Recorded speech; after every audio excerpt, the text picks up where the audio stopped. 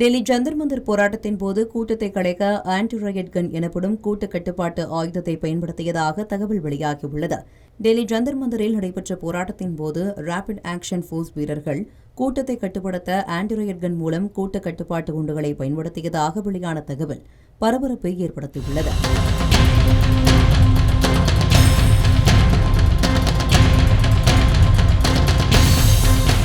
பொது பதிவேட்டில் இடம்பெற்றுள்ளதாக கூறப்படும் தகவலின்படி போராட்டம் தீவிரமடைந்த நிலையில் துணை காவல் ஆணையரின் உத்தரவின் பேரில் RAF வீரர் ஒருவர் 2 முறை ஆன்டி ராக்கெட் கன் மூலம் கூட்டத்தை கட்டுப்படுத்தும் குண்டுகளை பயன்படுத்தியதாக கூறப்படுகிறது. இந்த தகவல் வெளியானதைத் தொடர்ந்து போராட்டங்களை கையாளும் போது பாதுகாப்பு படையினர் பின்பற்றிய நடைமுறைகள், பயன்படுத்தப்பட்ட உபகரணங்கள் மற்றும் அளவுக்கு மீறிய பலம் பயன்படுத்தப்பட்டதா என்பது குறித்து விவாதங்கள் எழுந்துள்ளன. இந்த விவகாரம் தொடர்பாக உள்துறையும் விசாரணையை தொடங்கியுள்ளது. விசாரணையின் முடிவில் பல்வேறு தகவல்கள் வெளியாகலாம் என எதிர்பார்க்கப்படுகிறது. நம்ம சேனலை சப்ஸ்கிரைப் பண்ணாம பார்த்துட்டு இருந்தீங்கன்னா மறக்காம சப்ஸ்கிரைப் பண்ணிடுங்க.